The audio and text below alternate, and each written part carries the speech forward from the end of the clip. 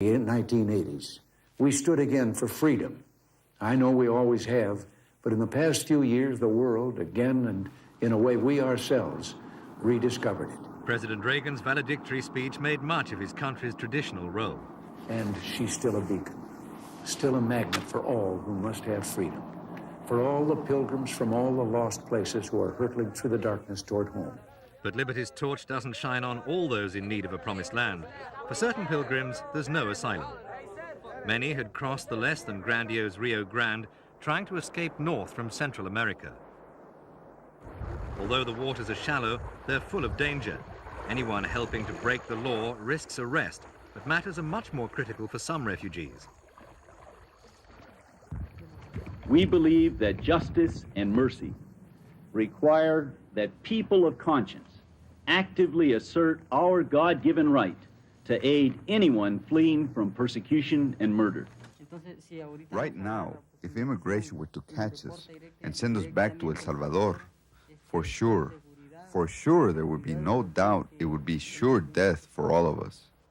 Border patrols only detect illegal immigrants. It's up to others to decide whether repatriation might lead to persecution. Officers claim this isn't the general rule. The majority of the aliens that we catch from Central America normally tell us that they're coming to the United States solely for economic reasons. And to be classed as a bona fide refugee, it must be proved that the goal is political freedom and not just prosperity. Some Central Americans will find this easier than others, although all have to run the gauntlet of the border guard.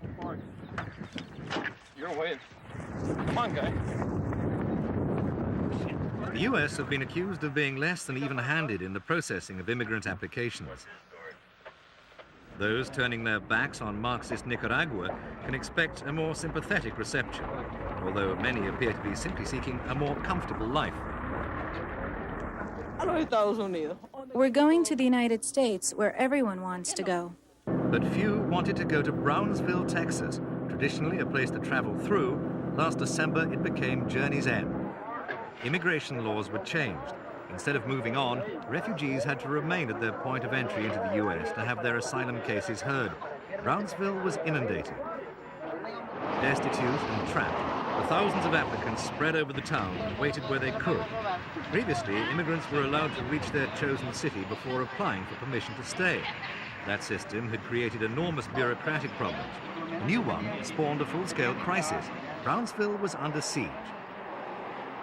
Any available shelter was better than none, and so the Amber Hotel reopened its doors to the stranded refugees.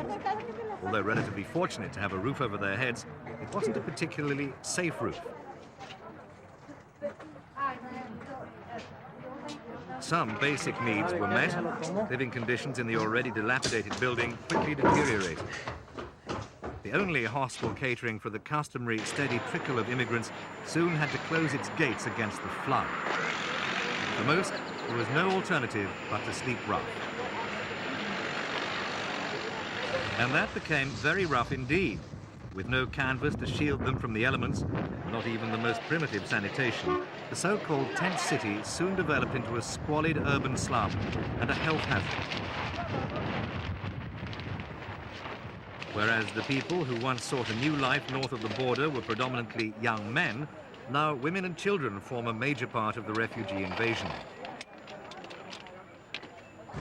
Their plight eventually moved the authorities into acting.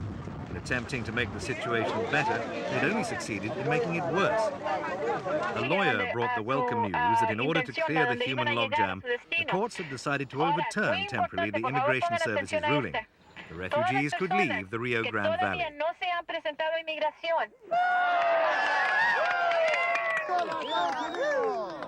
They could resume their interrupted journeys to their intended destinations and wait there instead of Brownsville to have their cases heard. The burden of responsibility was being shifted. Someone else would have to decide their fate. The other issues involved were swamped by the emergency. Many didn't have the resources to travel in style, but still celebrated their release. Others were more fortunate and could at last book their tickets to the place of their dreams.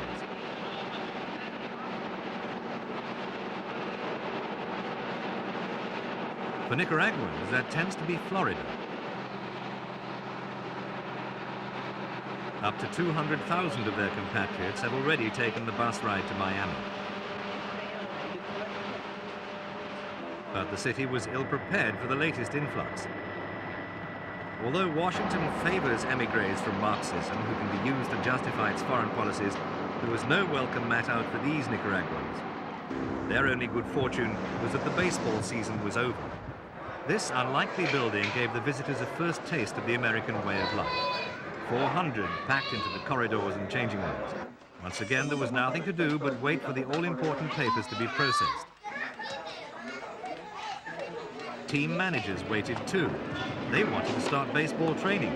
The refugees weren't just an inconvenience. Outside the stadium, their presence became the focus of a more serious debate.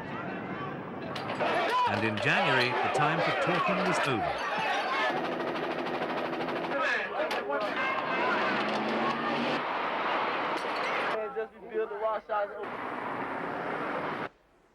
Two young black motorcyclists were killed by a white policeman.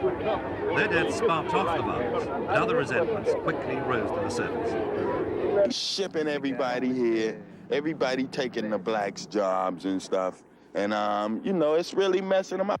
So you've got the Anglo community controlling the dollars, you've got the Hispanic community controlling the political end, and you've got the blacks who are left on the outside. The grim streets of Miami's poor black districts provide powerful justification for the sense of injustice. But not all are convinced the fault lies with the refugees. The black community was unemployed before they came here, and if they leave tomorrow, they're gonna still be unemployed. For all Miami's attempts to damp down the inflamed passion of the riots, the crisis of the refugees smolders on. Washington's involvement in their countries is beyond question. In shouldering the responsibility of their future, the American dream has become a nightmare.